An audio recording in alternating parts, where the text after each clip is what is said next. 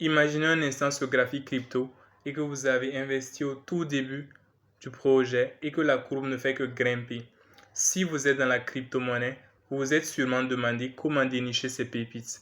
En 2025, il existe à ce jour plusieurs millions de crypto-monnaies. Et si tu regardes cette vidéo, c'est que tu recherches probablement les crypto-monnaies qui te feront faire des multiples de fois 10, de fois 50 ou même de fois 100. Et oui, c'est possible. Mais laisse-moi te dire qu'il n'existe aucune méthode sûre à 100%, aucune méthode miracle pour dénicher ces pépites. On ne peut qu'augmenter nos chances de les trouver. Alors sois le bienvenu sur ma chaîne. Ici, nous parlons de crypto-monnaie, de tout ce qui tourne autour de la crypto-monnaie, que ce soit de l'investissement, du trading. Si le sujet t'intéresse, n'hésite surtout pas à t'abonner, à liker et à activer la cloche de notification pour être au courant de mes prochaines vidéos. En premier lieu, pour savoir qu'une crypto-monnaie a du potentiel, il faut se référer simplement à sa capitalisation boursière. Et plus sa capitalisation boursière est importante, plus la crypto-monnaie est solide dans le marché et moins vous avez de risques de perdre votre mise. En second lieu, il faut analyser le fait que la crypto apporte de la valeur ou une innovation technologique, que ce soit sur la blockchain ou non. En d'autres termes, il faut vérifier si la crypto-monnaie résout un problème technologique concret. Nous pouvons prendre un exemple très simple dans ce cas. C'est l'exemple de la crypto-monnaie dénommée Render, qui est une crypto-monnaie dans le narratif Deepin. Alors, le problème que Render a identifié est le suivant.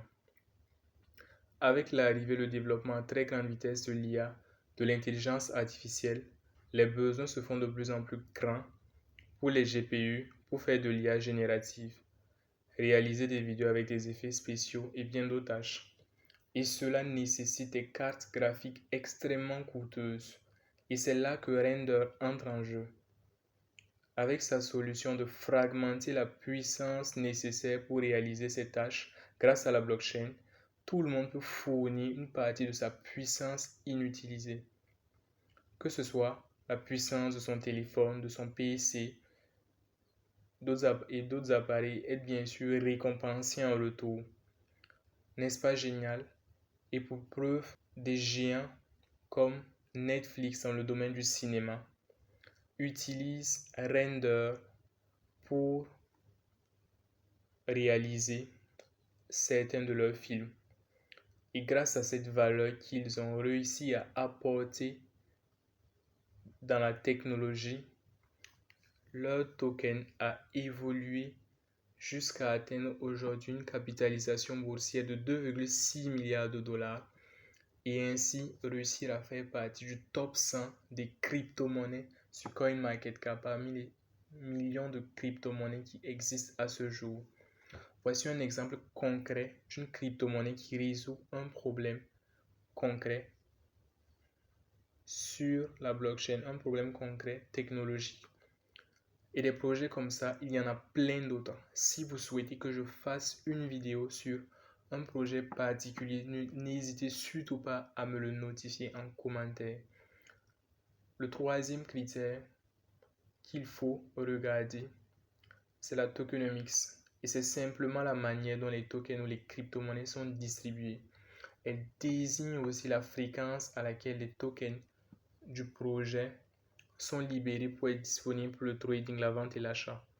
Et plus un projet aura une tokenomics agressive, c'est-à-dire une libération massive de jetons, plus il y aura une grande pression, une pression vendeuse sur le projet. Et cela peut constituer un sérieux frein à l'avancée du prix. Le critère suivant, c'est de regarder la liquidité sur le projet. De manière simple, la liquidité, c'est la facilité avec laquelle on peut échanger la crypto-monnaie sans trop faire bouger le prix. En d'autres termes, plus une crypto a un volume d'échange élevé, plus elle est liquide et peut être facilement vendue sans que le prix ne varie beaucoup. C'est le cas des crypto-monnaies Bitcoin et Ethereum qui sont à l'heure actuelle les crypto-monnaies les plus liquides sur le marché. Et en général, les crypto-monnaies les plus capitalisées sont les crypto-monnaies les plus liquides du marché, mais pas forcément. Le critère suivant, la volatilité. La volatilité est aussi importante. Déjà, le marché crypto est un marché qui est extrêmement volatile dans son ensemble.